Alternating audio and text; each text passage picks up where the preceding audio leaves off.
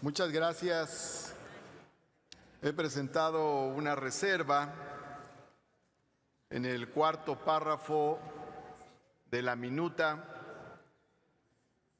porque el texto que nos mandan dice: el Estado establecerá un sistema de becas para las y los estudiantes de todos los niveles escolares del sistema de educación pública, con prioridad a las y los pertenecientes a las familias que se encuentren en condición de pobreza, para garantizar con equidad el derecho a la educación. La reserva que planteo modifica el texto para que quede de la siguiente manera: el Estado establecerá un sistema de becas para las y los estudiantes de todos los niveles escolares del sistema de educación pública. Punto. Y agrega un cuarto transitorio que dice lo siguiente: el sistema de becas para estudiantes de todos los niveles escolares del sistema de educación pública se implementará bajo el principio de progresividad, dando prioridad a las y los que se encuentren en condición de pobreza.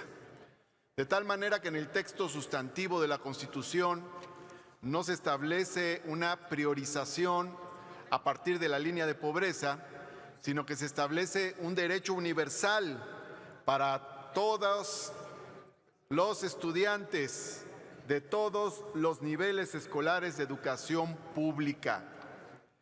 Esta propuesta la presento por las siguientes razones. Primero, porque aludir a una línea de pobreza en la Constitución mantiene en los órganos gubernamentales el control de decidir quién accede a un beneficio social. Dos, porque las líneas de pobreza no son objetivas, varían en el tiempo y en el espacio.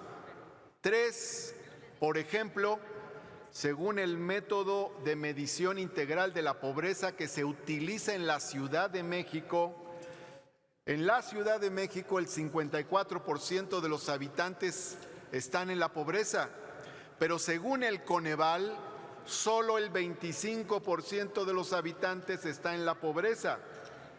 Luego entonces, 4, la línea de pobreza del Coneval, que es la que se utiliza a nivel federal, es muy baja y deja fuera prácticamente a la mitad de los pobres. 5, en un país en el que se considera no pobre a solamente el 19% de la población, la única forma de llegar a todos los pobres es a través de políticas universales. 6, porque la educación pública es por excelencia el servicio universal, está abierto a todas las clases sociales.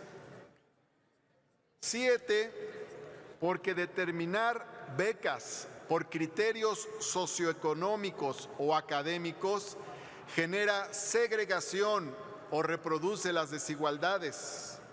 8, porque las becas universales fortalecen la cohesión social, la solidaridad y la mezcla de las clases sociales. 9, porque en la Ciudad de México, tanto la beca Prepa-Sí, que realizó el gobierno que encabezó Marcelo Ebrard, como la beca actual del gobierno de la ciudad que encabeza Claudia Sheinbaum, mi primera beca, han sido becas universales. 10, porque el artículo 1 de la Constitución establece el criterio de derechos humanos y los derechos humanos son universales e indivisibles. Finalmente, quisiera señalar lo siguiente: aprobar esta reforma es un gran paso. Por cierto, implica un mensaje solidario en esta coyuntura por el impacto social negativo que tendrá la pandemia del coronavirus.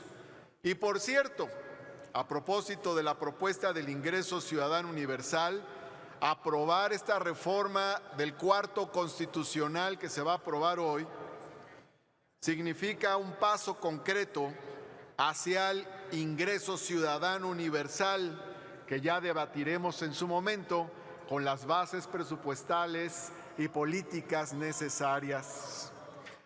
Sin embargo, hago esta propuesta de reforma para que conste en el diario de los debates. Hoy es importante que aprobemos la reforma en los términos en que se ha enviado al Senado, para que ya no se regrese a la Cámara de Diputados y se pueda aprobar más rápidamente en los congresos locales.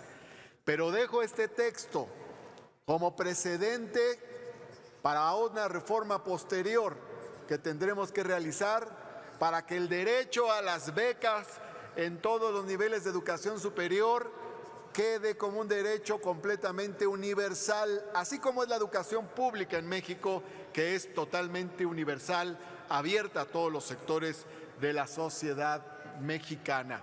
Y pido en su caso que los elementos aquí expuestos se puedan contemplar para la exposición de motivos final de la reforma al Cuarto Constitucional. Muchas gracias por su atención.